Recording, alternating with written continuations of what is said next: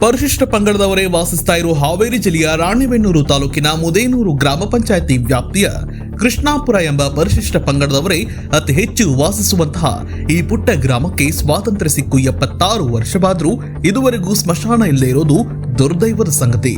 ಉಚ್ಚ ನ್ಯಾಯಾಲಯ ಆದೇಶ ಏನ್ ಹೇಳಿದೆ ಅಂದ್ರೆ, ಇವತ್ತೊಬ್ಬ ಮನುಷ್ಯ ಮೃತಪಟ್ಟಾಗ ಆತನನ್ನ ಗೌರವಯುತವಾಗಿ ಶವ ಸಂಸ್ಕಾರ ಮಾಡ್ಲಿಕ್ಕಾದ್ರೂ ಸರ್ಕಾರ ಸ್ಮಶಾನಕ್ಕೆ ಜಾಗವನ್ನ ಖರೀದಿಸಿ ಸ್ಮಶಾನವನ್ನ ನಿರ್ಮಿಸಿಕೊಡ್ಬೇಕು ಅಂತ ಆದೇಶ ಇದ್ರೂ ಕೂಡ ಇದುವರೆಗೆ ಸರ್ಕಾರಗಳು ನಿರ್ಲಕ್ಷ್ಯ ಮಾಡಿರೋದನ್ನ ಖಂಡಿಸಿ ರಾಣಿಬೆನ್ನೂರು ತಾಲೂಕಿನ ಪಂಚಾಪುರ, ಕುಸುಗಟ್ಟಿ, ನಾಗೇನಹಳ್ಳಿ ಈ ತುಂಗಭದ್ರಾ ನದಿ ಪಾತ್ರದಲ್ಲಿ ಗ್ರಾಮಗಳಿಗೆ ಇದುವರೆಗೆ ಸ್ಮಶಾನ ಇಲ್ಲದೆ ಇರೋದ್ರಿಂದ ಮೃತಪಟ್ಟವರನ್ನ ತುಂಗಭದ್ರಾ ನದಿ ಪಾತ್ರದಲ್ಲಿ ಹೂತು ಆ ಪವಿತ್ರವಾದ ತುಂಗಭದ್ರೆಯನ್ನ ಮಲಿನಗೊಳಿಸತಕ್ಕಂಥ ಕಾರ್ಯ ನಡೀತಾ ಇದೆ.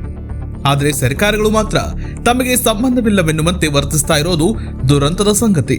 ಇಂದು ಕೂಡ ರಾಣಿಬೆನ್ನೂರು ತಾಲೂಕಿನ ಮುದನೂರು ಗ್ರಾಮ ಪಂಚಾಯಿತಿ ವ್ಯಾಪ್ತಿಯ ಕೃಷ್ಣಾಪುರ ಎಂಬ ಗ್ರಾಮದಲ್ಲಿ ಇಂತಹ ಒಂದು ಘಟನೆ ಜರುಗಿದ್ದು, ಮೃತಪಟ್ಟ ಹನುಮಂತಪ್ಪ ಮರಿಯಪ್ಪ ಬಣಕಾರಿ ಎಂಬ ವ್ಯಕ್ತಿಯ ಶವವನ್ನ ಶವ ಸಂಸ್ಕಾರ ಮಾಡಲಿಕ್ಕೆ ಜಾಗ ಇಲ್ಲದೆ ಇರೋದ್ರಿಂದ, ಸ್ಮಶಾನ ಇಲ್ಲದೆ ಇರೋದ್ರಿಂದ ಗ್ರಾಮಸ್ಥರೆಲ್ಲರೂ ಸೇರಿ ಮೃತ ಶವವನ್ನ ಇಟ್ಕೊಂಡು ಪ್ರತಿಭಟನೆ ಮಾಡ್ತಿದ್ದಾರೆ. ಇನ್ನಾದ್ರೂ ಸಂಬಂಧಪಟ್ಟ ಅಧಿಕಾರಿಗಳು ಈ ಬಗ್ಗೆ ಲಕ್ಷ್ಯ ಕೊಡ್ತಾರ ಅನ್ನೋದನ್ನ ಕಾದು ನೋಡ್ಬೇಕಿದೆ. ಒಬ್ಬ ಮನುಷ್ಯ ಸತ್ರೆ ಅವನನ್ನ ಗೌರವಯುತವಾಗಿ ಶವ ಸಂಸ್ಕಾರ ಮಾಡ್ಲಿಕ್ಕಾದ್ರೂ ಸರ್ಕಾರಗಳು ಜಾಗವನ್ನ ಖರೀದಿ ಮಾಡಿಕೊಡ್ಬೇಕು ಅಂತಂದೇಳಿ ಸ್ಪಷ್ಟವಾಗಿ ಹೈಕೋರ್ಟ್ ಹೇಳಿತಿ.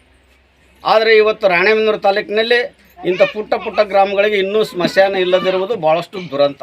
ಇವತ್ತು ತಾಲೂಕಿನ ನದಿ ಪಾತ್ರದಲ್ಲಿ ಪತ್ಯಾಪುರ, ನಾಗೇನಹಳ್ಳಿ, ಕುಸ್ಕಟ್ಟಿ ಇಂಥ ತುಂಗಭದ್ರಾ ನದಿ ಪಾತ್ರದಲ್ಲಿ ಸ್ಮಶಾನ ಇಲ್ಲದೇ ಇರುವುದರಿಂದ ಪವಿತ್ರವಾದ ತುಂಗಭದ್ರಾ ನದಿಯ ದಡದಲ್ಲೇ ಶವವನ್ನು ಉಳಿ ಆ ತುಂಗಭದ್ರೆಯನ್ನು ಅಪವಿತ್ರಗೊಳಿಸ್ತಕ್ಕಂಥ ಕಾರ್ಯ ನಡೀತಾ ಇದೆ.